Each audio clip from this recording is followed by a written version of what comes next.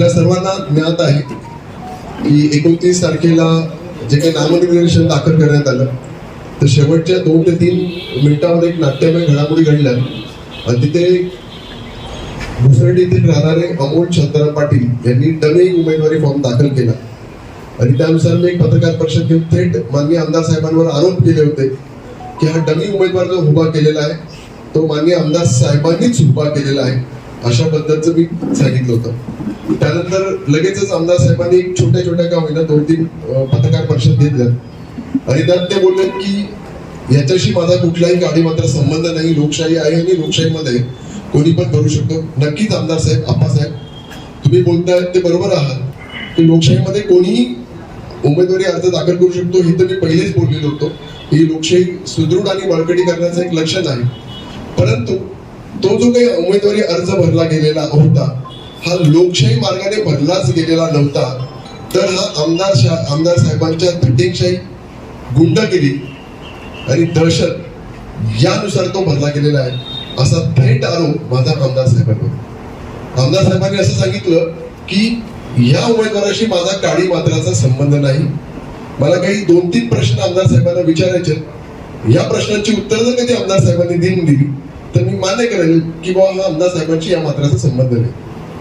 Number 1, उमेदवार dummy जे आहेत अमोल शांताराम पाटील, अमोल शांताराम शिंदे यांनी जो हे राहतात भुसरडी इथे भडगाव तालुका, यांनी जो त्यांचा फॉर्म निर्देशित केलेला आहे किंवा तो फॉर्म भरलेला आहे, ह्या फॉर्मवर जे काही सूचक आहेत ते एकही भुसरडीचा व्यक्ती नाही, एकही भडगाव तालुक्याचा व्यक्ती नाही किंवा एकही पाचोरा ग्रामीणचा व्यक्ती नाही. जे सूचकांची नावं, जो फॉर्म आहे, जी सर्टिफाईड नक्कल माझ्याकडे आहे, त्यानुसार मी सांगतो, जर कधी हा फॉर्म त्यांनी भरलेला असता, ज्या व्यक्तीने भरला असता, तर कदाचित त्यांनी त्याच्या गावातल्या 2-4 लोकांची नावं, भडगाव तालुक्यातील एका दुसऱ्याचं नाव, काही इकडची नावं घेतली गेली असती. सूचक म्हणून जेव्हा आपण डमी फॉर्म भरतो आणि जर अपक्ष म्हणून फॉर्म भरायचा असेल तर तिथे 10 सूचक असणे गरजेचे आहे. तर असं एकही सूचक ना त्यांच्या घरातला आहे, ना त्यांच्या मित्र परिवारातला आहे, ना भडगावातला आहे. सूचकांची यादी आहे, सर्टिफाईड नक्कल माझ्या हातात आहे. मी तुम्हाला ते वाचून दाखवतो की त्याच्यावर सूचक कोण कोण आहे. त्याच्या सूचक म्हणून नाव आहे भूषण पेंढारकर, पुढचं नाव आहे चेतन राजपूत, पुढचं नाव आहे विजय भोई, गणेश काळे, छोटूलाल गोविंदा चौधरी, आकाश राजेंद्र पाटील, शंतनू रवींद्र सोनवणे, विक्रम हेमराज पाटील, शुभम राजू शेळके. ही जी सगळीची सगळी मी नावं वाचलेली आहेत. भूषण पेंढारकर कोण आहेत हे मला तुम्हाला सांगायची गरज नाही. हे माननीय आमदार साहेबांचे जवळचे निकटवर्गीय कार्यकर्ते पदाधिकारी आहेत. छोटूलाल चौधरी हा पाचोऱ्यातला त्यांचा प्रमुख पदाधिकारी आहे, हे मला सांगायची गरज नाही.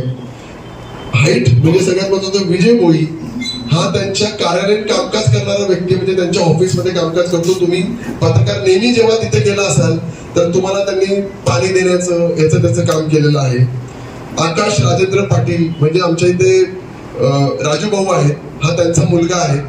ही सगळी जी नावं आहेत, ही सगळीची सगळी नावं ही शिवसेनेशी त्यांच्याशी निगडीत किंवा माननीय आमदार जसं चेतन राजपूत हा माननीय आमदारांचा नातेवाईक आहे.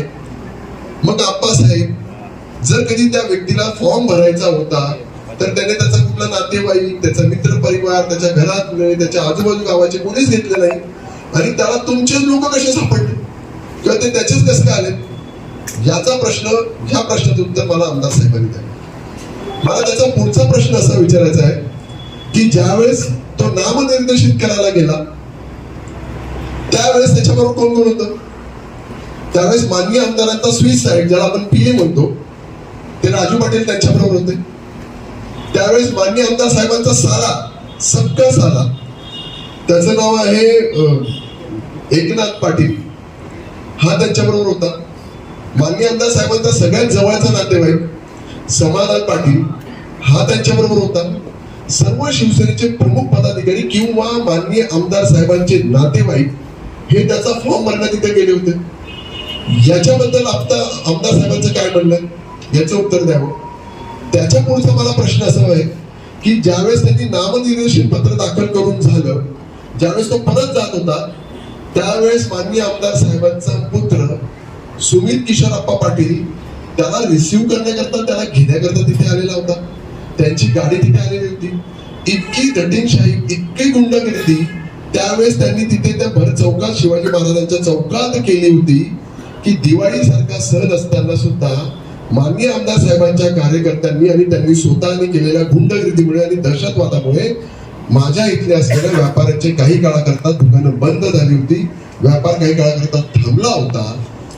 याकरता माननीय आमदार साहेबांनी मला याचं उत्तर द्यावं की तुमचे प्रमुख पदाधिकारी, इव्हन तुमचा मुलगा ती गाडी घेऊन तिथे का आलेले होते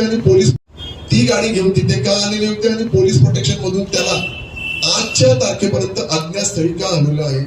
जर कधी तो व्यक्ती तिथे जर प्रामाणिकपणे जर फॉर्म भरला असता तर तो त्याच्या घरी राहिला असता, प्रचार करायला फिरला असता, तो काहीतरी केला असता.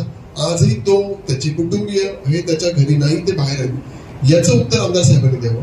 आमदार साहेब बोलत असताना असं म्हणाले की त्याच्या अमोल शिंदे काय संरक्षण मंत्री आहेत का DYSP आहेत की कोण मोठा आहे.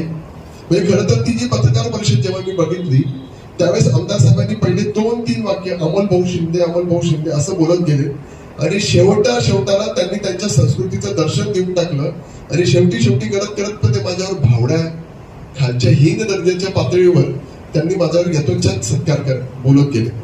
खरं तर आमदार साहेब त्याचं कुटुंब माझ्याकडे का आलं, त्यांनी मला असा प्रश्न विचारला. आमदार साहेब, त्याचं नाव अमोल शिंदे आहे, माझं नाव अमोल शिंदे आहे, मी इथला प्रमुख कंटेस्टंट आहे. मागच्या वेळेस आपण एकमेकांच्या समोर इलेक्शन लढलो होतो, निसटता पराभव तुमचा झालेला होता आणि साहजिकच ती इतर कोणाकडे नाही तर ते माझ्याचकडे दाद मागायला येतील की अमोल भाऊ आमच्या, त्याची मिसेस मला म्हणाली की अमोल भाऊ माझ्या नवऱ्याला जबरदस्ती, मी पुन्हा एकदा खरंपणे सांगतो, जबरदस्ती त्याला उचलून घेऊन गेलेले आहेत. आमच्या कुटुंबाला कोणालाच माहिती नाही, त्याच्या भावाला, त्याच्या मिसेसला हे माहितीच नव्हतं की तो फॉर्म भरायला गेलेला आहे. एखादी व्यक्ती जर कधी तो फॉर्म भरत असेल तर त्याची पूर्वतयारी करतो, 2 दिवस 3 दिवस 4 दिवस पूर्वतयारी करतो. त्या फॉर्म मध्ये जे काही सगळं भरायचं असतं ती सगळी माहिती देतं.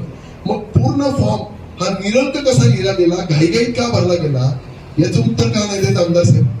म्हणजे या सगळ्या प्रश्नांची उत्तर मला आमदार साहेबांनी द्यावेत. जर त्यांनी हे नीट उत्तर दिलं तर मी मान्य करेन की हो, या घटनेशी संबंध नाही. खरं तर मला 2 गोष्टी एकदम अधोरेखित करायच्या आहेत. मागच्या वेळेस तुमचा झालेला निसटता विजय आणि यावेळेस ज्या पद्धतीमध्ये मला आशीर्वाद देण्याकरता पाचोरा भडगाव इथली जवळजवळ 25,000पेक्षा जास्त कार्यकर्ते, पदाधिकारी, इथली लोक, पाचोरा भडगावची लोक मला आशीर्वाद आणि सहकार्य देण्याकरता, साथ देण्याकरता, माझं नामनिर्देशन करण्याकरता 28 तारखेला इथे उपस्थित झालेली होती.